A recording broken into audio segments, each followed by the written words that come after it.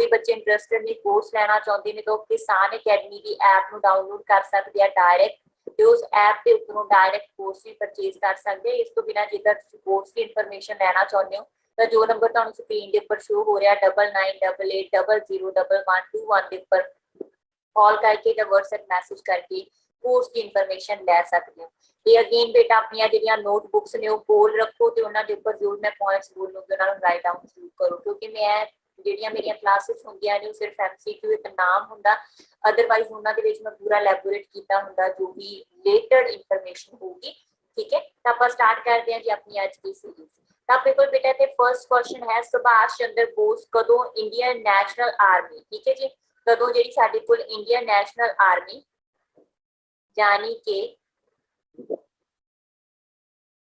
INA ठीक है कई बार लिखा होंगे INA ਦੇ ਜਿਹੜੇ ਸੁਪਰੀਮ ਕਮਾਂਡਰ ਬਣੇ ਸੀ ਤਾਂ ਕਦੋਂ ਸਾਡੇ ਕੋਲ ਸੁਪਰੀਮ ਕਮਾਂਡਰ ਬਣਦੇ ਨੇ ਬੇਟਾ 1943 ਈਸਵੀ ਦੇ ਵਿੱਚ ਦੇਖੋ ਜਿਹੜੀ ਇੰਡੀਅਨ ਨੈਸ਼ਨਲ ਆਰਮੀ ਹੈਗੀ ਉਹਦੀ ਸਥਾਪਨਾ ਹੁੰਦੀ ਹੈ 1942 ਈਸਵੀ ਦੇ ਵਿੱਚ ਤੇ ਉਸ ਟਾਈਮ ਤੇ ਜਿਹੜੇ ਕਮਾਂਡਰ ਸੀਗੇ ਹਨਾ ਮੇਨ ਕਮਾਂਡਰ ਸੀਗੇ ਉਹ ਕੌਣ ਸੀਗੇ ਮੋਹਨ ਸਿੰਘ ਠੀਕ ਹੈ ਪਹਿਲਾਂ ਇਹਦੇ ਮੋਹਨ ਸਿੰਘ ਸੀਗੇ ਤੇ ਉਸ ਤੋਂ ਬਾਅਦ ਫਿਰ 1943 ਈਸਵੀ ਤੋਂ ਲੈ ਕੇ 1945 ਈਸਵੀ ਤੱਕ ਜਿਹੜੇ ਇਹਦੇ ਕਮਾਂਡਰ ਰਹੇ ਹੈਗੇ ਨੇ ਮੇਨ ਸੁਪਰੀਮ ਕਮਾਂਡਰ ਰਹੇ ਨੇ ਚੀਫ ਇਨ ਕਮਾਂਡਰ ਰਹੇ ਨੇ ਤਾਂ ਉਹ ਕੌਣ ਰਹੇ ਨੇ ਜੀ ਸੁਭਾਸ਼ ਚੰਦਰ ਬੋਸ ਠੀਕ ਹੈ ਜੀ ਤਾਂ ਮੈਂ ਤੇ ਸੁਭਾਸ਼ ਚੰਦਰ ਬੋਸ ਦਾ ਨਾਮ ਆਇਆ ਤੇ ਇਹਨਾਂ ਬਾਰੇ ਜਿਹੜੇ ਵੀ ਇੰਪੋਰਟੈਂਟ ਫੈਕਟਸ ਨੇ ਮੈਂ ਇੱਥੇ ਡਿਸਕਸ ਜ਼ਰੂਰ ਕਰੂੰਗੀ ਦੇਖੋ ਬੇਟਾ ਜਿਹੜੇ ਸੁਭਾਸ਼ ਚੰਦਰ ਬੋਸ ਸੀਗੇ ਇਹਨਾਂ ਨੇ ਸਭ ਤੋਂ ਪਹਿਲਾਂ ਇੰਡੀਅਨ ਜਿਹੜਾ ਸਿਵਲ ਸਰਵਿਸਿਜ਼ ਦਾ ਐਗਜ਼ਾਮ ਸੀਗਾ ਨਾ ਇੰਡੀਅਨ ਮੈਂ ਲਿਖ ਦਿੰਦੀ ਹਾਂ ਇੰਡੀਅਨ ਸਿਵਲ ਸਰਵਿਸਿਜ਼ ਇੰਗਲੈਂਡ ਦੇ ਵਿੱਚ ਉਸ ਟਾਈਮ ਤੇ ਐਗਜ਼ਾਮ ਹੋਇਆ ਕਰਦਾ ਸੀਗਾ ਠੀਕ ਹੈ ਜਿਵੇਂ ਹੁਣ ਸਾਡੇ ਐਗਜ਼ਾਮਸ ਹੁੰਦੇ ਨੇ IAS ਦੇ ਸਿਵਲ ਦੇ ਤਾਂ ਉਸੇ ਤਰੀਕੇ ਨਾਲ ਤਾਂ ਇੰਗਲੈਂਡ ਦੇ ਵਿੱਚ ਇਹਨਾਂ ਨੇ 1920 ਈਸਵੀ ਦੇ ਵਿੱਚ ਇਸ ਐਗਜ਼ਾਮ ਨੂੰ ਕੁਆਲੀਫਾਈ ਕੀਤਾ ਸੀਗਾ ਬਟ ਜਦੋਂ ਗਾਂਧੀ ਜੀ ਨੇ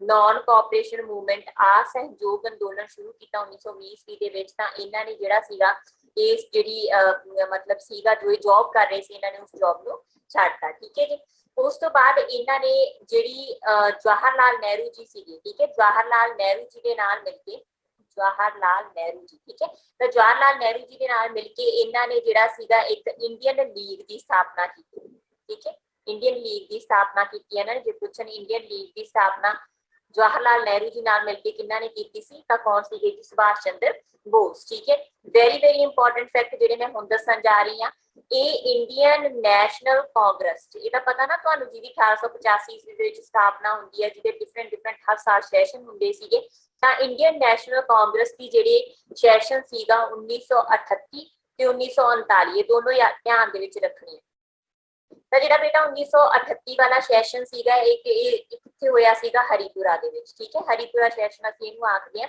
ਤਾਂ ਇਹਦੇ ਜਿਹੜੇ ਪ੍ਰੈਜ਼ੀਡੈਂਟ ਰਹੇ ਸੀ ਨਾ ਦੋਨੋਂ ਸੈਸ਼ਨ ਦੇ ਵੈਸੇ ਪ੍ਰੈਜ਼ੀਡੈਂਟ ਰਹੇ ਸੀਗੇ ਕੌਣ ਰਹੇ ਸੀਗੇ ਸੁਭਾਸ਼ ਚੰਦਰ ਬੋਸ ਠੀਕ ਹੈ ਬਟ ਹਰੀਪੁਰਾ ਜਿਹੜਾ ਸੈਸ਼ਨ ਸੀ ਇਹਨੂੰ ਇਹਨਾਂ ਨੇ ਕੰਪਲੀਟ ਕੀਤਾ ਜਿਹੜਾ 1939 ਦਾ ਸੈਸ਼ਨ ਸੀਗਾ ਇਹ ਸੀਗਾ ਤ੍ਰਿਪੁਰੀ ਸੈਸ਼ਨ ਨੂੰ ਇਹਨਾਂ ਨੇ ਅੱਧ ਦੇ ਵਿੱਚੋਂ ਛੱਡਤਾ ਸੀ ਮਤਲਬ ਇਹਦੇ ਵਿੱਚੋਂ ਇਹਨਾਂ ਨੇ ਹਾਫ ਦੇ ਵਿੱਚੋਂ ਰਿਜ਼ਾਈਨ ਦਿੱਤਾ ਸੀ ਅਸਤੀਫਾ ਦਿੱਤਾ ਸੀ ਕਿਉਂ ਦਿੱਤਾ ਸੀ ਕਿਉਂਕਿ ਇਹਨਾਂ ਦਾ ਗਾਂਧੀ ਜੀ ਦੇ ਨਾਲ ਕੀ ਹੋ ਗਿਆ ਸੀ ਜੀ ਸਪਲਿਟ ਗਾਂਧੀ ਜੀ ਦੇ ਨਾਲ ਕਿਸੇ ਮੁੱਦੇ ਨੂੰ ਲੈ ਕੇ ਸਪਲਿਟ ਹੋ ਗਿਆ ਤੇ ਇਸ ਕਰਕੇ ਇਹਨਾਂ ਨੇ ਇਸ ਸੈਸ਼ਨ ਨੂੰ ਕੀ ਕਰਤਾ ਸੀਗਾ ਜੀ ਲੀਵ ਠੀਕ ਹੈ ਉਸ ਤੋਂ ਬਾਅਦ ਨੈਕਸਟ ਫੈਕਟ ਜੋ ਤੁਸੀਂ ਧਿਆਨ ਦੇ ਵਿੱਚ ਰੱਖਣਾ ਇਹਨਾਂ ਨੇ ਫਾਰਵਰਡ ਬਲਾਕ ਇਹ ਬਹੁਤ ਵਾਰ ਕੁਐਸਚਨ ਆ ਚੁੱਕਿਆ ਐਗਜ਼ਾਮ ਦੇ ਵਿੱਚ ਕਿ ਫਾਰਵਰਡ ਬਲਾਕ ਦੀ ਸਥਾਪਨਾ ਕਿਹਨਾਂ ਨੇ ਕੀਤੀ ਹੈ ਤਾਂ ਫਾਰਵਰਡ ਬਲਾਕ ਦੀ ਇੱਕ ਸੰਸਥਾ ਸੀ ਆਰਗੇਨਾਈਜੇਸ਼ਨ ਸੀ ਜਿਹਦੀ ਸਥਾਪਨਾ 1939 ਈਸਵੀ ਦੇ ਵਿੱਚ ਕੌਣ ਕਰਦੇ ਨੇ ਜੀ ਸੁਭਾਸ਼ ਚੰਦਰ ਬੋਸ ਠੀਕ ਹੈ ਉਸ ਤੋਂ ਬਾਅਦ ਬੇਟਾ ਜਦੋਂ ਇਹਨਾਂ ਦਾ ਇਸ਼ੂ ਹੋ ਜਾਂਦਾ ਤਾਂ ਇੰਡੀਆ ਦੇ ਵਿੱਚੋਂ ਫਲੀ ਕਰਦੇ ਨੇ ਭੱਜ ਜਾਂਦੇ ਨੇ ਹਨਾ ਕੁਝ ਮਤਲਬ ਇਹਨਾਂ ਦੇ ਅਗੇਂਸਟ ਕਾਰਵਾਈਆਂ ਹੁੰਦੀਆਂ ਤਾਂ ਉਸ ਤੋਂ ਬਾਅਦ ਇਹ ਬਰਲਿਨ ਚਲੇ ਜਾਂਦੇ ਆ ਬਰਲਿਨ ਪਹੁੰਚਦੇ ਆ ਕਦੋਂ 1941 ਈਸਵੀ ਦੇ ਵਿੱਚ ਬਰਲਿਨ ਜਾਂਦੇ ਆ ਤੇ ਉੱਥੇ ਜਾ ਕੇ ਕਿਹਨੂੰ ਮਿਲਦੇ ਹੈਗੇ ਆ ਹਿਟਲਰ ਨੂੰ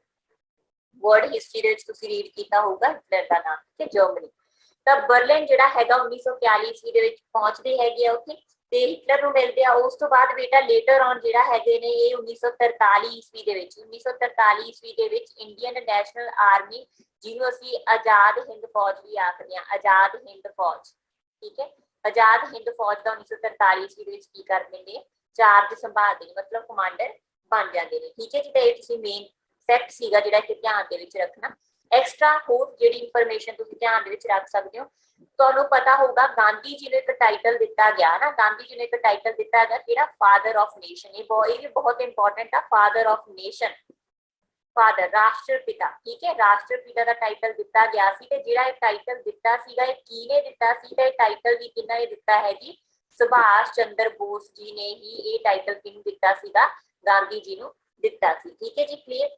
ਤੇ 1945 ਈਸਵੀ ਦੇ ਵਿੱਚ ਇੱਕ ਪਲੇਨ ਕ੍ਰੈਸ਼ ਹੁੰਦਾ ਤੇ ਉਸ ਪਲੇਨ ਕ੍ਰੈਸ਼ ਦੇ ਵਿੱਚ ਕੀ ਹੋ ਜਾਂਦੀ ਹੈ, ਇਹਨਾਂ ਦੀ ਡੈਥ ਹੋ ਜਾਂਦੀ ਹੈ, ਠੀਕ ਹੈ। ਇਹਨਾਂ ਦੇ ਦੋ ਸਲੋਗਨ ਇੰਪੋਰਟੈਂਟ ਨੇ, ਦੋ ਸਲੋਗਨ ਜਿਹੜੇ ਤੁਸੀਂ ਧਿਆਨ ਦੇ ਵਿੱਚ ਰੱਖਣੇ ਆ, ਇੱਕ ਹੈਗਾ ਦਿੱਲੀ ਚਲੋ, ਠੀਕ ਹੈ, ਦਿੱਲੀ ਚਲੋ, ਤੇ ਦੂਜਾ ਸਲੋਗਨ ਜਿਹੜਾ ਇਹਨਾਂ ਨੇ ਦਿੱਤਾ ਉਹ ਸੀਗਾ ਜੀ ਜੈ ਹਿੰਦ, ਠੀਕ ਹੈ, ਜੈ ਹਿੰਦ। ਇਹ ਦੋ ਸਲੋਗਨ ਇਹਨਾਂ ਦੇ ਨਾਲ ਰਿਲੇਟ ਕੀਤੇ ਜਾਂਦੇ ਨੇ। ਨੈਕਸਟ ਪੁਆਇੰਟ ਇਹਨਾਂ ਦੀ ਆਟੋਬਾਇਓਗ੍ਰਾਫੀ, ਆਟੋਬਾਇਓਗ੍ਰਾਫੀ ਯਾਨੀ ਕਿ ਇਹਨਾਂ ਦੀ ਜਿਹੜੀ ਸਵੈ ਜੀਵਨੀ ਹੈ ਉਹਦਾ ਕੀ ਨਾਮ ਆ, तो इन्हां दी जिहड़ी ऑटोबायोग्राफी है बेटा इन्हां दी स्वै जीवनी है उहदा नाम है द इंडियन स्ट्रगल, ठीक है, द इंडियन स्ट्रगल, ठीक है। तो ये मेन पॉइंट्स जिहड़े तुसीं इत्थे ध्यान दे विच रखने आ, क्लियर। तो बेटा मेन फैक्ट्स जां मेन जिहड़े बहुत ज्यादा इंपॉर्टेंट क्वेश्चंस हुंदे ने बेसिकली मैं उन्हां दे विचों ही तुहानूं गो थ्रू करदी हां, ठीक है।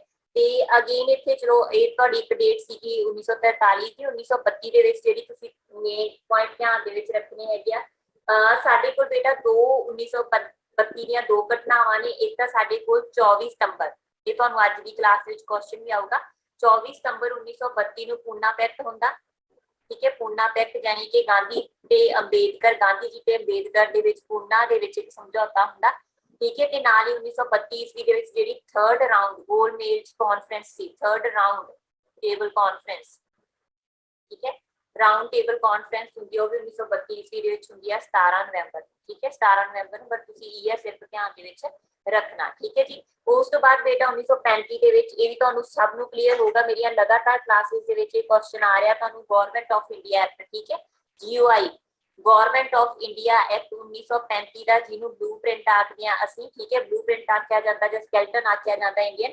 कॉन्स्टिट्यूशन का, ठीक है क्लियर। फिर 1945 ईस्वी दे विच जिहड़ी तुसीं ध्यान रखना हैगा वो हैगा वेवल प्लान, ये भी तुहानूं बहुत बार मेरे वालों रिपीट हो चुकिया पिछलियां सीरीज दे विच भी, जिन्हों असीं शिमला कॉन्फ्रेंस आखदे हां, ठीक है, शिमला कॉन्फ्रेंस आखदे हां। ਇਹਦੇ ਵਿੱਚ ਕੀ ਸੀ ਸਭ ਕੁਝ ਮੈਂ ਤੁਹਾਨੂੰ ਕਰਵਾ ਚੁੱਕੀ ਹਾਂ, ਬੇਸਿਕ ਤਾਂ ਇਹਨੇ ਤੁਸੀਂ ਧਿਆਨ ਦੇ ਵਿੱਚ ਰੱਖਣੀਆਂ ਕਿਹੜੀਆਂ ਘਟਨਾਵਾਂ ਕਿਹੜੇ ਈਅਰ ਦੇ ਵਿੱਚ।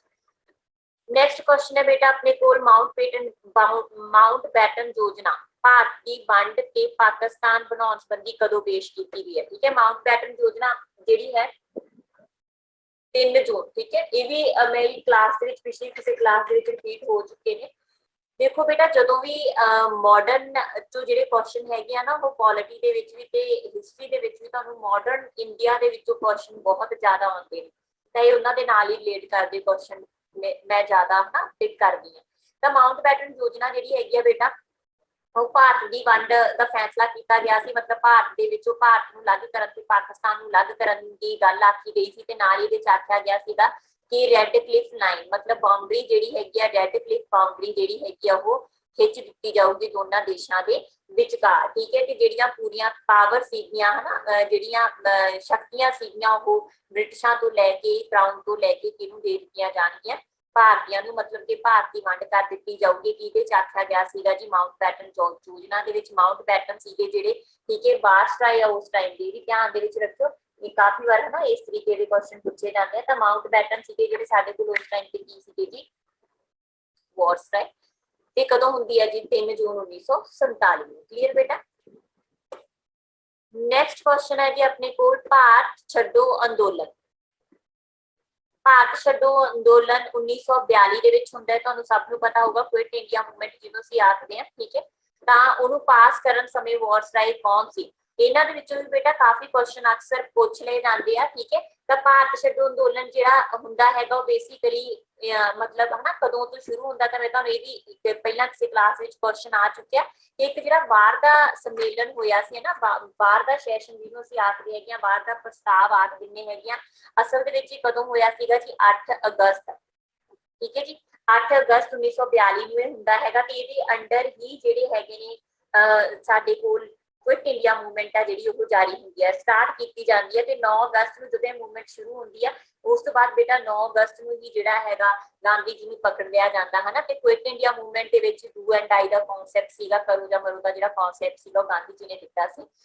बेसिकली क्वेश्चन की है कि जो क्विट इंडिया मूवमेंट 1942 की दा प्रस्ताव पेश हुंदा जां आपां कहिए बाहर दा प्रस्ताव पेश कीता जांदा पास कीता जांदा तो उस टाइम ते वायसराय कौन सीगे तो वायसराय कौन सीगे जी साडे कोल लॉर्ड लिंथगो। ठीक है जी, लॉर्ड लिंथगो सीगे क्योंकि जेडे लॉर्ड लिंथगो है बेटा 1934 तो जेडे हैगे ने है ना बनदे आ साडे कोल ते 43 तक जेडे वो रहंदे ने। ठीक है 34 तो 43 हाँ 34 तो 43 जेडी हैगी आ ਰਹਿੰਦੇ ਨੇ ਕਿਤੇ ਕਿਤੇ 36 ਵੀ ਦਿੱਤਾ ਹੁੰਦਾ ਤੁਸੀਂ ਉਹਨੂੰ ਧਿਆਨ ਦੇ ਵਿੱਚ ਰੱਖਿਓ ਬੇਸਿਕਲੀ 43 ਤੱਕ ਰਹਿਣਗੇ 1943।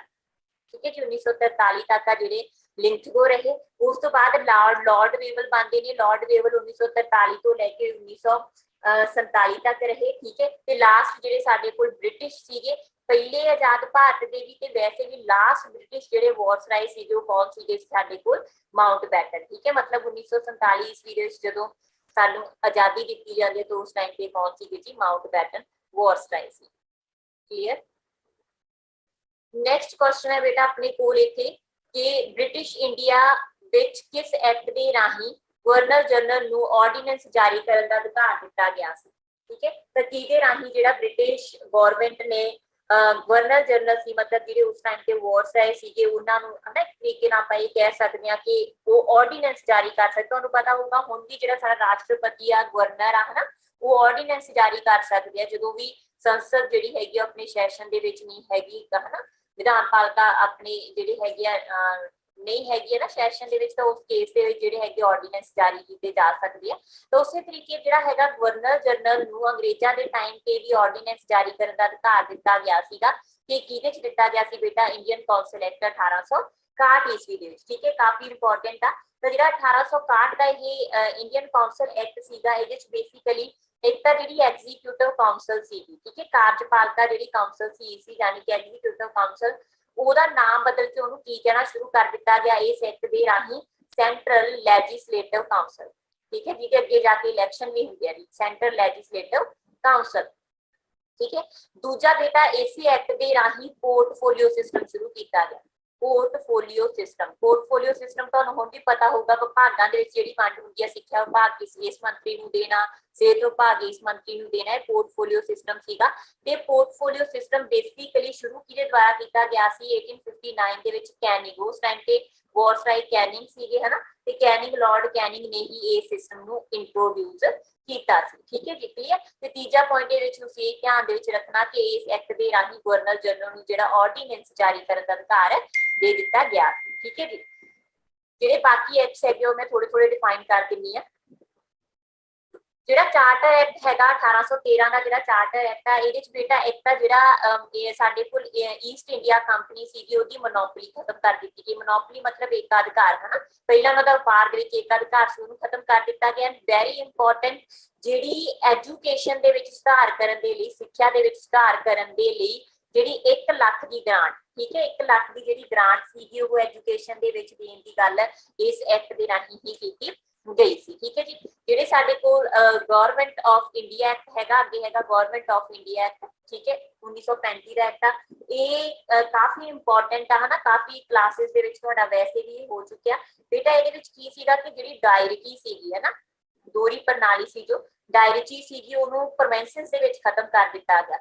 ਜਿਹੜੇ ਪ੍ਰਾਂਤ ਸੀਗੇ ਉਹਨਾਂ ਦੇ ਵਿੱਚ ਪ੍ਰਗਨਿਆ ਦੇ ਵਿੱਚ ਇਹਨੂੰ ਖਤਮ ਕਰ ਦਿੱਤਾ ਗਿਆ ਤੇ ਇਹਨੂੰ ਜਿਹੜਾ ਸੀਗਾ ਫੈਡਰਲ ਲੈਵਲ ਦੇ ਉੱਪਰ ਸਟਾਰਟ ਕਰ ਦਿੱਤਾ ਗਿਆ। ਇੱਥੇ ਖਤਮ ਕਰਤਾ ਬਟ ਫੈਡਰਲ ਲੈਵਲ ਦੇ ਵਿੱਚ ਇਹਨੂੰ ਕੀ ਕਰ ਦਿੱਤਾ ਗਿਆ ਸਟੇਟਾਂ ਦੇ ਵਿੱਚ ਇੱਕ ਤਰੀਕੇ ਨਾਲ ਇਹਨੂੰ ਸ਼ੁਰੂ ਕਰ ਦਿੱਤਾ ਗਿਆ ਤੇ ਨਾਲ ਹੀ ਜਿਹੜੀ ਪਾਵਰ ਸੀਗੀਆਂ ਸਬਜੈਕਟ ਡਿਵੀਜ਼ਨ ਜਿਵੇਂ ਹੁਣ ਵੀ ਹੈ ਨਾ ਵਿਸ਼ਿਆਂ ਦੀ ਵੰਡ ਹੈਗੀ ਆ ਤਾਂ ਸਬਜੈਕਟ ਡਿਵੀਜ਼ਨ ਕਰ ਦਿੱਤੀ ਗਈ ਤੇ 3 ਤਰ੍ਹਾਂ ਦੇ ਵਿਸ਼ੇ ਜਿਹੜੇ ਸਾਹਮਣੇ ਆਏ ਜਿਵੇਂ ਹੁਣ ਸਾਡੇ ਕੋਲ ਜੂਨੀਅਰ ਆ ਹਨਾ ਜੂਨੀਅਰ ਲਿਸਟ ਆ ਕਨਕਰੈਂਟ ਲਿਸਟ ਆ ਸਟੇਟ ਲਿਸਟ ਆ ਉਸੇ ਤਰੀਕੇ ਨਾਲ ਉਸ ਟਾਈਮ ਤੇ ਇੱਕ ਫੈਡਰਲ ਲਿਸਟ ਕੱਢੀ ਗਈ। ਠੀਕ ਹੈ ਇੱਕ ਪ੍ਰੋਵਿੰਸ਼ਲ ਲਿਸਟ ਕੱਢੀ ਗਈ ਪ੍ਰੋਵਿੰਸ਼ਲ ਠੀਕ ਹੈ ਤੇ ਇੱਕ ਸਾਡੇ ਕੋਲ ਕਨਕਰੈਂਟ ਲਿਸਟ ਹੁਣ ਵੀ ਹੈ ਸਾਡੇ ਕੋਲ ਕਨਕਰੈਂਟ ਲਿਸਟ। ਠੀਕ ਹੈ ਕਨਕਰੈਂਟ ਲਿਸਟ ਦਾ ਜਿਹੜੀ ਦਾ ਆਈਡੀਆ ਸੀ ਕਿੱਥੋਂ ਲਿਆ ਸੀ ਤੁਸੀਂ ਮੈਨੂੰ ਕਮੈਂਟ ਬਾਕਸ ਦੇ ਵਿੱਚ ਦੱਸੋ। ਠੀਕ ਹੈ ਜੀ ਕਲੀਅਰ। ਉਸ ਤੋਂ ਬਿਨਾ ਬੇਟਾ ਜਿਹੜੀਆਂ ਸੀਗੀਆਂ ਇੱਕ ਹੋਰ ਮੇਨ ਡਿਸੀਜਨ ਜਿਹੜਾ ਇਹਦੇ ਚ ਲਿਆ ਗਿਆ ਸੀਗਾ ਤੁਸੀਂ ਸਾਰਿਆਂ ਨੇ UPSC ਸੁਣਿਆ ਹੈਗਾ ਨਾ ਫੈਡਰਲ ਸਿਸਟਮ ਜਿਹੜੇ ਹੈਗੇ UPSC ਪਬਲਿਕ ਸਰਵਿਸ ਕਮਿਸ਼ਨ ਆ ਤਾਂ ਉਸ ਟਾਈਮ ਤੇ ਜਿਹੜੇ ਇੱਕ ਫੈਡਰਲ ਪਬਲਿਕ ਸਰਵਿਸ ਕਮਿਸ਼ਨ ਤੇ ਇੱਕ ਬੇਟਾ ਜੀ ਜੁਆਇੰਟ ਪਬਲਿਕ ਸਰਵਿਸਿਜ਼ ਕਮਿਸ਼ਨ। ਠੀਕ ਹੈ, ਜੁਆਇੰਟ ਪਬਲਿਕ ਸਰਵਿਸਿਜ਼ ਕਮਿਸ਼ਨ ਸੀਗੇ, ਇਹਨਾਂ ਨੂੰ ਜਿਹੜਾ ਸੀਗਾ ਇੰਟਰੋਡਿਊਸ ਕੀਤਾ ਗਿਆ, ਇਹਨਾਂ ਨੂੰ ਸਥਾਪਿਤ ਕੀਤਾ ਗਿਆ। ਤੇ ਨਾਲ ਹੀ ਇੱਕ ਹੋਰ ਪੁਆਇੰਟ ਧਿਆਨ ਦੇ ਵਿੱਚ ਰੱਖਿਓ, ਇਸ ਐਕਟ ਦੇ ਰਾਹੀਂ ਜਿਹੜੀ ਰਿਜ਼ਰਵ ਬੈਂਕ ਹੈਗੀ ਹੈ, ਠੀਕ ਹੈ, ਰਿਜ਼ਰਵ ਬੈਂਕ ਆਫ ਇੰਡੀਆ, ਉਹਨੂੰ ਨੋਟਾਂ ਦੇ ਖੇਤਰ ਦੇ ਵਿੱਚ ਜਾਂ ਆਪਾਂ ਕਹੀਏ ਕਰੰਸੀ ਦੇ ਉੱਪਰ ਕੰਟਰੋਲ ਕਰਨ ਦਾ ਮੇਨ ਅਧਿਕਾਰ ਸੀਗਾ ਇਸ ਐਕਟ ਦੇ ਰਾਹੀਂ ਹੀ ਦਿੱਤਾ ਗਿਆ ਸੀ। ਠੀਕ ਹੈ ਜੀ, ਤੇ 1909 ਦੇ ਐਕਟ ਨੂੰ ਇਹਨੂੰ ਵੀ ਤੁਸੀਂ ਧਿਆਨ ਦੇ ਵਿੱਚ ਰੱਖਣਾ, ਜਿਹਨੂੰ ਅਸੀਂ ਮਾਰਲੇ ਮਿੰਟੋ ਐਕਟ ਵੀ ਆਖਦੇ ਆ ਨਾ, ਇਸ ਐਕਟ ਨੂੰ ਅਸੀਂ ਮਾਰਲੇ ਮਿੰਟੋ ਐਕਟ ਵੀ ਆਖਦੇ ਹੈਗੇ ਆ। ਇਸ ਐਕਟ ਦੇ ਵਿੱਚ ਦੋ ਮੇਨ ਚੀਜ਼ਾਂ ਜਿਹੜੀਆਂ ਤੁਸੀਂ ਧਿਆਨ ਦੇ ਵਿੱਚ ਰੱਖਣੀਆਂ, ਪਹਿਲਾਂ ਤਾਂ ਇਸ ਐਕਟ ਦੇ ਰਾਹੀਂ ਕਮਿਊਨਲ ਰਿਪਰੈਜ਼ੈਂਟੇਸ਼ਨ ਦੇ ਦਿੱਤੀ ਗਈ, ਯਾਨੀ ਕਿ ਸੰਪਰਦਾਇਕ ਜਿਹੜੇ ਬੀਜ ਸੀਗੇ ਤੇ ਮਤਲਬ ਸਟਾਰਟ ਕਰ ਦਿੱਤੇ ਗਏ। ਠੀਕ ਹੈ, ਤੇ ਮੁਸਲਿਮ ਸੀਗੇ ਜਿਹੜੇ ਮੁਸਲਿਮ ਭਾਈਚਾਰਾ ਸੀਗਾ, ਉਹਨਾਂ ਨੂੰ ਅਲੱਗ ਵੋਟ ਦਾ ਅਧਿਕਾਰ ਦੇ ਦਿੱਤਾ ਗਿਆ, ਅਲੱਗ ਵੋਟ ਦਾ ਅਧਿਕਾਰ ਦੇ ਦਿੱਤਾ ਗਿਆ। ਤੇ ਨਾਲ ਹੀ ਬੇਟਾ ਜਿਹੜੀ ਦੂਜਾ ਪੁਆਇੰਟ ਇਹ ਵਿੱਚ ਤੁਸੀਂ ਧਿਆਨ ਦੇ ਵਿੱਚ ਰੱਖਣਾ, ਜਿਹੜੀ ਵਾਇਸਰਾਏ ਦੀ ਕਾਉਂਸਲ ਸੀਗੀ, ਐਗਜ਼ੀਕਿਊਟਿਵ ਕਾਉਂਸਲ, ਠੀਕ ਹੈ, ਵਾਇਸਰਾਏ ਦੀ ਐਗਜ਼ੀਕਿਊਟਿਵ ਕਾਉਂਸਲ, ਵਾਇਸਰਾਏ ਦੀ ਕਾਰਜਕਾਰੀ ਕਾਉਂਸਲ ਦੇ ਵਿੱਚ ਭਾਰਤੀ ਸ਼ਾਮਲ ਕੀਤੇ ਗਏ ਸੀ। ਭਾਰਤੀ ਸ਼ਾਮਲ ਕਰਨ ਦੀ ਗੱਲ ਇਹਦੇ ਚ ਆਖੀ ਗਈ ਸੀ, ਤੇ ਪਹਿਲੇ ਭਾਰਤੀ ਜਿਹੜੇ ਇਸ ਕਾਉਂਸਲ ਦੇ ਵਿੱਚ ਮੈਂਬਰ ਬਣੇ ਸੀਗੇ ਉਹ ਕੌਣ ਸੀਗੇ ਜੀ? ਸਤੇਂਦਰ ਪ੍ਰਸਾਦ सिन्हा। ठीक है, सतेंद्र प्रसाद सिन्हा। नेक्स्ट है बेटा अपने को किन्ना ने 1915 तो 16 विच होम रूल मूवमेंट शुरू की थी। ये भी बहुत इंपॉर्टेंट है बेटा, होम रूल मूवमेंट अपने आप की बहुत ज्यादा इंपॉर्टेंट है। ਜਿਹੜੀ ਹੋਮ ਰੂਲ मूवमेंट है एक तरीके ਦੀ ਇਰਿਸ਼ मूवमेंट है, ਇਰਿਸ਼ यानी कि ਆਇਰਲੈਂਡ ਦੇ ਨਾਲ ਰਿਲੇਟ ਕਰਦੀ मूवमेंट है। ठीक है, सब तो पहले ਜਿਹੜੀ मूवमेंट ਹੈਗੀ ਆ ਆਇਰਲੈਂਡ ਤੋਂ ਹੀ ਲਈ ਗਈ मूवमेंट है, क्योंकि ਇਹਦੇ ਵਿੱਚ ਸਾਡੇ ਕੋਲ ਇੱਕ ਇਰਿਸ਼ ਲੇਡੀ ਹੀ ਸ਼ਾਮਲ ਸੀ, ਉਹ ਕੌਣ ਹੈਗੀ? ਐਨੀ ਬਸੈਂਟ। ਤਾਂ ਆਨਸਰ ਤੁਹਾਡਾ ਇੱਥੇ ਹੋ ਜਾਊਗਾ ਕਿ ਸਾਡੇ ਕੋਲ ਹੋਮ ਰੂਲ मूवमेंट ਜਿਨ੍ਹਾਂ ਨੇ ਸ਼ੁਰੂ ਕੀਤੀ ਉਹ ਕੌਣ ਨੇ? ਬਾਲ ਗੰਗਾਧਰ ਤਿਲਕ ਤੇ ਐਨੀ ਬਸੈਂਟ। ਠੀਕ ਹੈ ਜੀ, ਬਾਲ ਗੰਗਾਧਰ ਤਿਲਕ ਨੇ ਜਿਹੜੀ मूवमेंट ਸ਼ੁਰੂ ਕੀਤੀ ਸੀ, ਇਹਨਾਂ ਨੇ ਸ਼ੁਰੂ ਕੀਤੀ ਸੀ ਜੀ ਅਪ੍ਰੈਲ 1916 ਈਸਵੀ ਦੇ ਵਿੱਚ, ਤੇ ਐਨੀ ਬਸੈਂਟ ਨੇ मूवमेंट ਨੂੰ ਅੱਗੇ ਕੰਟੀਨਿਊ ਕੀਤਾ ਸੀ ਸਤੰਬਰ 1916 ਈਸਵੀ ਦੇ ਵਿੱਚ। ਠੀਕ ਹੈ ਜੀ, ਕਲੀਅਰ। ਤੇ ਕਾਫੀ ਇੰਪੋਰਟੈਂਟ ਹੋ ਸਕਦੇ ਨੇ ਦੋਨੋਂ, ਜਿਹਦੇ ਚ ਜਿਹੜੀ ਹੈਗੀ ਆ ਆਜ਼ਾਦੀ ਪ੍ਰਾਪਤ ਕਰਨ ਦੀ ਗੱਲ ਆਖੀ ਗਈ ਸੀ, ਸਵਰਾਜ ਪ੍ਰਾਪਤ ਕਰਨ ਦੀ ਗੱਲ ਆਖੀ ਗਈ ਸੀ, ਭਾਸ਼ਾ ਦੇ ਆਧਾਰ ਉੱਪਰ ਵਿਭਾਜਨ ਕਰਨ ਦੀ ਗੱਲ ਇਹਨਾਂ ਦੇ ਵਿੱਚ ਆਖੀ ਗਈ ਸੀ। ਠੀਕ ਹੈ ਜੀ, ਕਲੀਅਰ। ਤੇ ਇਹਨੂੰ ਤੁਸੀਂ ਧਿਆਨ ਦੇ ਵਿੱਚ ਰੱਖਿਓ। ਅੱਛਾ, ਇਹ ਤੁਸੀਂ ਮੈਨੂੰ ਦੱਸੋ ਕਿ ਬਾਲ ਗੰਗਾਧਰ ਤਿਲਕ ਦੀਆਂ ਕਿਹੜੀਆਂ ਬੁੱਕਸ ਨੇ? ਇਹ ਵੀ ਤੁਸੀਂ ਮੈਨੂੰ ਕਮੈਂਟ ਬਾਕਸ ਦੇ ਵਿੱਚ ਦੱਸੋ, मतलब ਜਿਹੜੇ ਉਹਨਾਂ ਦੀਆਂ ਮੇਨ ਰਾਈਟਿੰਗਸ ਨੇ। ਠੀਕ ਹੈ, ਕਿਹੜੀਆਂ ਦੋ ਆਪਾਂ ਦੇ ਅਖਬਾਰ ਨੇ ਇੱਕ ਤਰੀਕੇ ਨਾਲ ਜੋ ਇਹਨਾਂ ਨੇ ਪਬਲਿਸ਼ ਕੀਤੇ, ਠੀਕ ਹੈ, ਉਹ ਕਿਹੜੇ ਨੇ? ਉਹ ਤੁਸੀਂ ਮੈਨੂੰ ਕਮੈਂਟ ਬਾਕਸ ਦੇ ਵਿੱਚ ਦੱਸੋ। नेक्स्ट क्वेश्चन है बेटा अपने को पूना पैक्ट ते कदों गांधी जी ने गांधी जी ते अंबेडकर ने दस्तखत कीते? तो मैं पहला भी दस चुकी हां कि 1932 ਦੇ ਵਿੱਚ ਇੱਕ ਮਹੱਤਵਪੂਰਨ ਘਟਨਾ ਹੁੰਦੀ ਹੈ, ਉਹ ਕਿਹੜੀ ਹੈ ਜੀ? ਉਹ ਹੈਗੀ ਆ ਸਾਡੇ ਕੋਲ ਪੂਨਾ ਪੈਕਟ। ठीक है जी, देखो बेटा पूना पैक्ट एक्चुअल ਦੇ ਵਿੱਚ ਹੋਇਆ ਕਿਉਂ ਸੀਗਾ? ਕਿਉਂਕਿ ਉਸ ਟਾਈਮ ਤੇ ਇਸ ਤੋਂ ਪਹਿਲਾਂ ਜੇ ਅਸੀਂ ਗੱਲ ਕਰੀਏ 1931 ਈਸਵੀ ਦੇ ਵਿੱਚ ਇੱਕ ਕਮਿਊਨਲ ਰਿਵਾਰਡ ਆਉਂਦਾ ਮੈਕਡੋਨਲਡ। ਠੀਕ ਹੈ, ਮੈਕਡੋਨਲਡ ਸੀਗੇ ਜਿਹੜੇ ਮੈਕਡੋਨਲਡ ਰਮਸੇ, ਠੀਕ ਹੈ, ਪੀਐਮ ਸੀਗੇ। ਤਾਂ ਰਮਸੇ ਮੈਕਡੋਨਲਡ ਸੀਗੇ ਜਿਹੜੇ, ਇਹਨਾਂ ਨੇ ਇੰਗਲੈਂਡ ਦੇ ਪੀਐਮ ਆ, ਧਿਆਨ ਦੇ ਵਿੱਚ ਰੱਖਿਓ, ਇੰਗਲੈਂਡ ਦੇ ਪ੍ਰਧਾਨ ਮੰਤਰੀ ਸੀਗੇ ਇਹ। ਇਹਨਾਂ ਨੇ ਇੱਕ ਕਮਿਊਨਲ ਰਿਵਾਰਡ ਦਿੱਤਾ। ਕਮਿਊਨਲ ਰਿਵਾਰਡ ਦੇ ਵਿੱਚ ਕੀ ਸੀਗਾ ਕਿ ਸਭ ਨੂੰ ਸੰਪਰਦਾਇਕ ਆਧਾਰ ਦੇ ਉੱਪਰ ਜਿੰਨੀਆਂ ਵੀ ਮਤਲਬ ਲੋਕ ਸੀਗੇ, ਧਰਮਾਂ ਦੇ ਲੋਕ ਸੀਗੇ, ਉਹਨਾਂ ਨੂੰ ਅਲੱਗ-ਅਲੱਗ ਵੋਟ ਦਾ ਅਧਿਕਾਰ ਦੇਣ ਦੀ ਗੱਲ ਆਖੀ ਗਈ। ਤੇ ਸੇਮ ਹੀ ਜਿਹੜਾ ਸੀਗਾ ਇਹਦੇ ਵਿੱਚ ਐਸੀ ਜਿਹੜਾ ਭਾਈਚਾਰਾ ਸੀਗਾ ਜਾਂ ਹਨਾ ਵਰਗ ਸੀਗਾ, ਤਾਂ ਉਹਨਾਂ ਨੂੰ ਵੀ ਜਿਹੜਾ ਸੀਗਾ ਮਤਲਬ ਅਲੱਗ ਵੋਟ ਦਾ ਅਧਿਕਾਰ ਇਹਦੇ ਚ ਦੇ ਦਿੱਤਾ ਗਿਆ। ਸ਼ਡਿਊਲ ਕਾਸਟ ਨੂੰ ਇੱਕ ਤਰੀਕੇ ਨਾਲ ਅਲੱਗ ਵੋਟ ਦਾ ਅਧਿਕਾਰ ਇਹਦੇ ਚ ਦਿੱਤਾ ਜਾਣਾ ਸੀ ਕਮਿਊਨਲ ਰਿਵਾਰਡ ਦੇ ਵਿੱਚ। ਠੀਕ ਹੈ, ਬਟ ਗਾਂਧੀ ਜੀ ਜਿਹੜੇ ਸੀਗੇ, ਉਹ ਗਾਂਧੀ ਜੀ ਨੇ ਜਿਹੜਾ ਸੀ ਸ਼ਡਿਊਲ ਕਾਸਟ ਲਈ ਸ਼ਬਦ ਯੂਜ਼ ਕੀਤਾ ਸੀਗਾ, ਤੁਹਾਨੂੰ ਸਭ ਨੂੰ ਕਲੀਅਰ ਹੋਣਾ ਚਾਹੀਦਾ, ਹਰੀਜਨ ਸ਼ਬਦ। ਠੀਕ ਹੈ, ਗਾਂਧੀ ਜੀ ਕੀ ਆਖਦੇ ਸੀਗੇ ਕਿ ਤੁਸੀਂ ਇਹਨਾਂ ਨੂੰ ਹਰੀਜਨ ਨੂੰ ਜਾਂ ਆਪਾਂ ਕਹੀਏ ਜਿਹੜੇ ਸ਼ਡਿਊਲ ਕਾਸਟ ਹੈਗੇ ਉਹਨਾਂ ਨੂੰ ਅਲੱਗ ਰਿਪਰੈਜ਼ੈਂਟੇਸ਼ਨ ਦੇ ਕੇ ਉਹਨਾਂ ਨੂੰ ਇੱਕ ਅਲੱਗ ਬਾਗ ਸ਼ੋਅ ਕਰ ਰਹੇ ਹੋ। ਠੀਕ ਹੈ, ਮਤਲਬ ਇਹ ਸੀਗਾ ਕਿ ਗਾਂਧੀ ਜੀ ਜਿਹੜੇ ਸੀ ਉਹ ਕਮਿਊਨਲ ਰਿਵਾਰਡ ਦੇ ਕੀ ਸੀਗੇ? ਅਗੇਂਸਟ ਸੀ, ਜਿਹਦੇ ਕਰਕੇ ਇਹ ਕਿੱਥੇ ਸੀ ਉਸ ਟਾਈਮ ਤੇ? ਆਲਰੇਡੀ ਗਾਂਧੀ ਜੀ ਜੇਲ੍ਹ ਦੇ ਵਿੱਚ ਸੀਗੇ, ਤੇ ਗਾਂਧੀ ਜੀ ਜੇਲ੍ਹ ਦੇ ਵਿੱਚ ਕਿੱਥੇ ਬਹਿ ਕੇ ਵਰਤ ਰੱਖ ਲਿਆ ਇਹਨਾਂ ਨੇ, ਮਰਨ ਵਰਤ ਰੱਖ ਲਿਆ, ਯਾਨੀ ਕਿ ਭੁੱਖ ਹਨਾ, ਫਾਸਟ ਰੱਖ ਲਿਆ, ਕੁਛ ਨਾ ਖਾਣ ਦਾ। ਬਟ ਜਿਹੜੇ ਅੰਬੇਦਕਰ ਸੀਗੇ ਉਹ ਪੱਖ ਦੇ ਵਿੱਚ ਸੀਗੇ ਕਿ ਜਿਹੜੇ ਹੈਗਾ ਸਾਡੇ ਕੋਲ ਸ਼ਡਿਊਲ ਕਾਸਟ ਵਰਗ ਹੈਗਾ, ਹਰੀਜਨ ਹੈ, ਉਹਨਾਂ ਨੂੰ ਵੋਟਾਂ ਦਾ ਅਧਿਕਾਰ ਦਿੱਤਾ ਜਾਵੇ, ਉਹਨਾਂ ਨੂੰ ਅਲੱਗ ਰਿਪਰੈਜ਼ੈਂਟੇਸ਼ਨ ਦਿੱਤੀ ਜਾਵੇ। ਠੀਕ ਹੈ, ਇਸ ਕਰਕੇ ਜਦੋਂ ਗਾਂਧੀ ਜੀ ਉਸ ਟਾਈਮ ਤੇ ਮਰਨ ਵਰਤ ਤੇ ਸੀਗੇ, ਕਿਹੜੀ ਜੇਲ੍ਹ ਦੇ ਵਿੱਚ ਉਸ ਟਾਈਮ ਤੇ ਸ਼ਾਮਲ ਸੀ? ਮਤਲਬ ਕੈਦ ਸੀਗੇ ਜਾਰਵਾੜਾ ਜੇਲ੍ਹ ਸੀ ਪੂਨਾ ਦੇ ਵਿੱਚ। ਠੀਕ ਹੈ, ਇਸੇ ਜੇਲ੍ਹ ਦੇ ਵਿੱਚ, ਇਸੇ ਪੂਨਾ ਜੇਲ੍ਹ ਦੇ ਵਿੱਚ दोनों मिलते ने अंबेडकर ते गांधी जी दोनों की मुलाकात होंगी है ते दोनों दे विचकार एक समझौता हुंदा 24 सितंबर 1932 ਨੂੰ ਜਿਹਨੂੰ ਆਖਦੇ ਨੇ ਪੂਨਾ ਪੈਕਟ। ਇਸ ਸਮਝੌਤੇ ਦੇ ਵਿੱਚ ਜਿਹੜਾ ਸੀਗਾ ਗਾਂਧੀ ਜੀ ਨੇ ਜੋ ਅਲੱਗ ਰਿਪਰੈਜ਼ੈਂਟੇਸ਼ਨ ਦੀ ਗੱਲ ਸੀਗੀ ਉਹ ਅੰਬੇਡਕਰ ਦੇ ਨਾਲ ਉਹਨੂੰ ਸਵੀਕਾਰ ਕਰ ਲਿਆ ਸੀਗਾ। ਠੀਕ ਹੈ, ਆਪਣਾ ਜਿਹੜਾ ਵਰਗ ਸੀਗਾ ਉਹਨਾਂ ਨੇ ਖਤਮ ਕਰਤਾ ਸੀਗਾ ਤੇ ਡਿਪਰੈਸਡ ਕਲਾਸ ਦੇ ਲਈ ਜਿਹੜੀਆਂ 147 ਸੀਟਾਂ ਦੀ ਜਿਹੜੀ ਮੰਗ ਕੀਤੀ ਸੀਗੀ ਪ੍ਰਾਂਤਾਂ ਦੇ ਵਿੱਚ। ਠੀਕ ਹੈ, ਤੁਸੀਂ ਬਸ ਇਹਨਾਂ ਤੇ ਧਿਆਨ ਦੇ ਵਿੱਚ ਰੱਖੋ। ਕਲੀਅਰ ਬੇਟਾ। ਦੈਨ ਇੱਕ ਪੁਆਇੰਟ ਇੱਥੇ ਡੇਟ, ਚਲੋ ਇਹ ਹੈਗੀ ਆ ਜਿਹੜੀ ਡੇਟ ਹੈਗੀ ਆ ਪੂਨਾ ਪੈਕਟ ਦੀ, ਬਾਕੀ ਡੇਟਸ ਵੀ ਮੈਂ ਇੱਥੇ ਡਿਫਾਈਨ ਕਰ ਦਿੰਦੀ ਆ। 5 ਮਾਰਚ 1931 5 ਮਾਰਚ 1931 ਨੂੰ ਇਰਵਨ ਸਮਝੌਤਾ ਹੋਇਆ ਸੀ, ਗਾਂਧੀ ਇਰਵਨ ਸਮਝੌਤਾ ਜਿਹਨੂੰ ਇਰਵਨ ਪੈਕਟ ਆਖਦੇ ਆ। ਠੀਕ ਹੈ, 8 ਅਗਸਤ 1942 ਨੂੰ ਕੀ ਹੋਇਆ ਸੀ ਬੇਟਾ? 8 ਅਗਸਤ 1942 ਨੂੰ ਤੁਸੀਂ ਆਪ ਦੱਸੋ ਮੈਨੂੰ। ਠੀਕ ਹੈ, 8 ਅਗਸਤ 1942 ਨੂੰ ਬਹੁਤ ਇੰਪੋਰਟੈਂਟ ਡੇਟ ਆ ਤੇ ਤੁਸੀਂ ਮੈਨੂੰ ਕਮੈਂਟ ਬਾਕਸ ਦੇ ਵਿੱਚ ਦੱਸੋਗੇ ਕਿ ਇਸ ਦਿਨ ਕੀ ਹੋਇਆ ਸੀਗਾ। ਤੇ 16 ਮਈ 1946 ਨੂੰ ਜਿਹੜਾ ਸੀ ਕੈਬਨਿਟ ਮਿਸ਼ਨ ਆਇਆ ਸੀ। ਠੀਕ ਹੈ, ਕੈਬਨਿਟ ਮਿਸ਼ਨ ਆਇਆ ਸੀ ਜਿਹੜਾ 8 ਅਗਸਤ ਮੈਂ ਤੁਹਾਨੂੰ ਕਾਫੀ ਵਾਰ ਰਿਪੀਟ ਵੀ ਕਰ ਚੁੱਕੀ ਹੈ। ਕੈਬਨਿਟ ਮਿਸ਼ਨ ਜਿਹਦੇ ਆਧਾਰ ਦੇ ਉੱਪਰ ਜਿਹੜੀ ਸਾਡੀ ਸੰਵਿਧਾਨ ਸਭਾ ਬਣੀ ਸੀ। ਠੀਕ ਹੈ ਜੀ, ਤੇ ਤੁਸੀਂ ਮੈਨੂੰ ਦੱਸਣਾ ਕਿ 8 ਅਗਸਤ ਨੂੰ ਕੀ ਹੋਇਆ ਸੀ, ਬਟ ਪੂਨਾ ਪੈਕਟ 24 ਸਤੰਬਰ 1900। नेक्स्ट क्वेश्चन है बेटा अपनी कोल 12th ऑफ मार्च 1930 ਨੂੰ ਗਾਂਧੀ ਜੀ ਨੇ ਕਿਹੜੀ ਲਹਿਰ ਸ਼ੁਰੂ ਕੀਤੀ ਸੀ? ਇਹ ਵੀ ਬਹੁਤ ਇੰਪੋਰਟੈਂਟ ਆ। ਗਾਂਧੀ ਜੀ ਇਨਫੈਕਟ ਬੇਟਾ ਮਾਡਰਨ ਇੰਡੀਆ ਦੇ ਵਿੱਚ ਜੋ ਵੀ ਹੈਗੇ ਐਕਚੁਅਲੀ ਸਾਡੀ ਇੰਡੀਅਨ ਫਰੀडम ਸਟਰਗਲ, ਇਹ ਸਾਰਾ ਟੌਪਿਕ ਹੀ ਬਹੁਤ ਇੰਪੋਰਟੈਂਟ ਆ ਜਿਹਦੇ ਵਿੱਚ ਬਹੁਤ ਜ਼ਿਆਦਾ ਕੁਐਸਚਨ ਪੁੱਛੇ ਜਾਂਦੇ ਆ। ਤਾਂ 12 ਮਾਰਚ 1930 ਨੂੰ ਗਾਂਧੀ ਜੀ ਨੇ ਜਿਹੜਾ ਸੀਗਾ ਸਿਵਲ ਡਿਸਓਬੀਡੀਐਂਸ ਮੂਵਮੈਂਟ ਨੂੰ ਸ਼ੁਰੂ ਕੀਤਾ ਸੀਗਾ। ਠੀਕ ਹੈ ਜੀ, ਅਸਲ ਦੇ ਵਿੱਚ 12 ਮਾਰਚ ਨੂੰ ਜਿਹੜੇ ਗਾਂਧੀ ਜੀ ਸੀਗੇ ਉਹਨਾਂ ਨੇ ਸਾਬਰਮਤੀ ਤੋਂ, ਠੀਕ ਹੈ ਜੀ, ਸਾਬਰਮਤੀ ਤੋਂ ਡਾਂਡੀ ਤੱਕ ਆਪਣਾ ਮਾਰਚ ਸ਼ੁਰੂ ਕੀਤਾ ਸੀ, ਯਾਨੀ ਪੈਦਲ ਯਾਤਰਾ ਸ਼ੁਰੂ ਕੀਤੀ ਸੀਗੀ। ਤੇ ਸਾਬਰਮਤੀ ਤੋਂ ਇਹਨਾਂ ਨੇ 12 ਮਾਰਚ ਤੋਂ ਇਹ ਸ਼ੁਰੂ ਕਰਕੇ ਡਾਂਡੀ ਕਦੋਂ ਪਹੁੰਚ ਗਏ ਸੀਗੇ ਬੇਟਾ ਜੀ? 6 ਅਪ੍ਰੈਲ ਨੂੰ ਪਹੁੰਚ ਗਏ ਸੀਗੇ। ਤਾਂ ਟੋਟਲ ਇਹਨਾਂ ਨੂੰ ਇਹਦੇ ਚ ਅਸੀਂ ਮੰਨ ਕੇ ਚੱਲੀਏ ਤਾਂ 25 ਦਿਨ ਲੱਗੇ ਸੀਗੇ। ਕਿੰਨੇ ਮੀਲ ਦੀ ਯਾਤਰਾ ਸੀਗੀ? 375 ਕਿਲੋਮੀਟਰ ਦੀ ਇਹ ਯਾਤਰਾ ਸੀਗੀ ਜਿਹਦੇ ਚ ਇਹਨਾਂ ਦੇ ਨਾਲ 78 ਫਾਲੋਅਰ ਸੀਗੇ। ਠੀਕ ਹੈ ਜੀ, ਇਹਦੇ ਚ ਇਹਨਾਂ ਦੇ ਨਾਲ 78 ਫਾਲੋਅਰ ਸੀਗੇ ਜਿਹੜੇ ਉਹ ਗਏ ਸੀ। 78 ਫਾਲੋਅਰ ਸੀਗੇ ਤੇ ਇਹਨਾਂ ਨੇ ਡਾਂਡੀ ਪਹੁੰਚ ਕੇ, ਠੀਕ ਹੈ ਜੀ, ਇਹਨਾਂ ਨੇ ਡਾਂਡੀ ਪਹੁੰਚ ਕੇ ਨਮਕ ਜਿਹੜਾ ਸੀਗਾ ਨਮਕ ਨੂੰ ਬਣਾ ਕੇ ਨਮਕ ਕਾਨੂੰਨ ਨੂੰ ਭੰਗ ਕੀਤਾ ਸੀ। ਤਾਂ ਇਹ ਕਾਫੀ ਇੰਪੋਰਟੈਂਟ ਹੈਗਾ ਜਿਹਨੂੰ ਅਸੀਂ ਡਾਂਡੀ ਮਾਰਚ ਵੀ ਆਖ ਸਕਦੇ ਹਾਂ। ਤੇ ਇਸ ਮੂਵਮੈਂਟ ਦੇ ਵਿੱਚ ਸਰੋਜਨੀ ਨਾਇਡੂ ਜਿਨ੍ਹਾਂ ਦਾ ਨਾਮ ਕਾਫੀ ਇੰਪੋਰਟੈਂਟ ਰਹਿੰਦਾ ਹਿਸਟਰੀ ਦੇ ਵਿੱਚ ਵੀ ਪੋਲਿਟੀ ਦੇ ਵਿੱਚ ਵੀ, ਤਾਂ ਜਿਹੜੇ ਸਰੋਜਨੀ ਨਾਇਡੂ ਸੀਗੇ ਉਹ ਇਹਨਾਂ ਦੇ ਨਾਲ ਸੀਗੇ ਇਸ ਮੂਵਮੈਂਟ ਦੇ ਵਿੱਚ। ਠੀਕ ਹੈ ਜੀ, ਤਾਂ 1930 ਦੇ ਵਿੱਚ ਸਿਵਲ ਡਿਸਓਬੀਡੀਐਂਸ ਮੂਵਮੈਂਟ। ਠੀਕ ਹੈ, ਦੈਨ ਬੇਟਾ ਖਿਲਾਫਤ ਮੂਵਮੈਂਟ ਦੀ ਗੱਲ ਕਰਦੇ ਆ। ਕੰਪਲੀਟ ਮੈਂ ਤੁਹਾਨੂੰ ਸਾਰੀ ਕਲਾਸ ਦੇ ਵਿੱਚ ਕਰਾ ਚੁੱਕੀ ਹਾਂ, 1919 ਦੇ ਵਿੱਚ ਹੋਈ ਸੀ ਹਨਾ। ਤਾਂ ਕਾਫੀ ਇੰਪੋਰਟੈਂਟ ਹੈਗੀ ਆ। ਪਹਿਲੇ ਵਿਸ਼ਵ ਯੁੱਧ ਜਦੋਂ ਖਤਮ ਹੁੰਦਾ ਤਾਂ ਜਿਹੜੀ ਪੋਸਟ ਸੀਗੀ ਖਲੀਫਾ ਦੀ ਹੈ ਨਾ ਉਹ ਵੀ ਖਤਮ ਕਰ ਦਿੱਤੀ ਗਈ ਸੀ, ਜਿਹਦੇ ਰੋਸ ਦੇ ਵਿੱਚ ਮੁਸਲਿਮ ਵਰਗ ਦੇ ਵੱਲੋਂ ਖਿਲਾਫਤ ਮੂਵਮੈਂਟ ਨੂੰ ਸ਼ੁਰੂ ਕੀਤਾ ਗਿਆ ਸੀਗਾ। ਤੇ ਇਹਨੂੰ ਜਿਹੜਾ ਸ਼ੁਰੂ ਕੀਤਾ ਕਰਨ ਵਾਲੇ ਬੰਦੇ ਸੀਗੇ ਉਹ ਕੌਣ ਸੀਗੇ ਬੇਟਾ? ਮੁਹੰਮਦ ਅਲੀ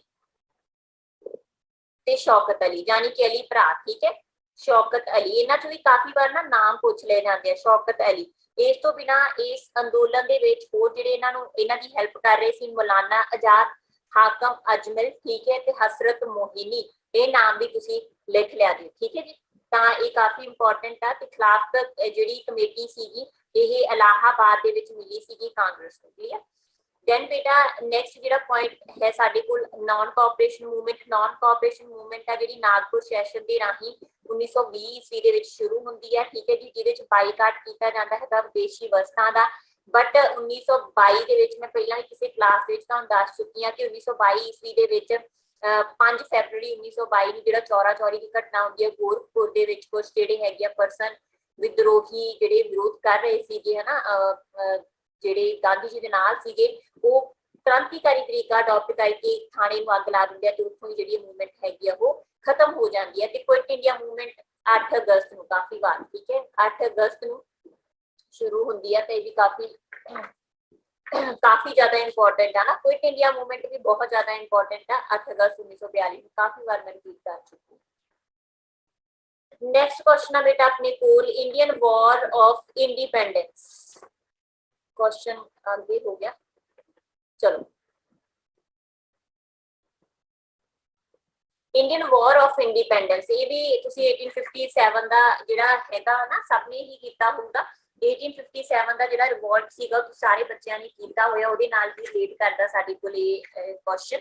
ਤਾਂ ਜਿਹੜੀ ਸਾਡੇ ਕੋਲ ਬੇਟਾ ਇੰਡੀਅਨ ਫਰੀडम ਸਟਰਗਲ ਹੈ ਇਹ ਇੰਡੀਅਨ ਵਾਰ ਆਫ ਇੰਡੀਪੈਂਡੈਂਸ ਹੈ, ਇਹਦੀ ਲਿਖੀ ਗਈ ਪੁਸਤਕ ਹੈਗੀ ਹੈ ਵੀਡੀ ਸਾਵਰਕਰ, ਹੈ ਨਾ, ਜਿਨ੍ਹਾਂ ਨੇ ਜਿਹੜਾ 1857 ਦੇ ਵਿਦਰੋਹ ਨੂੰ ਫਰਸਟ ਇੰਡੀਪੈਂਡੈਂਸ ਸਟਰਗਲ ਆਖਿਆ ਸੀ ਇੱਕ ਤਰੀਕੇ ਦੇ ਨਾਲ, ਠੀਕ ਹੈ। ਤਾਂ ਵੀਡੀ ਸਾਵਰਕਰ ਦੀ ਪੁਸਤਕ ਹੈ ਇੰਡੀਅਨ ਵਾਰ ਆਫ ਇੰਡੀਪੈਂਡੈਂਸ, ਠੀਕ ਹੈ ਜੀ।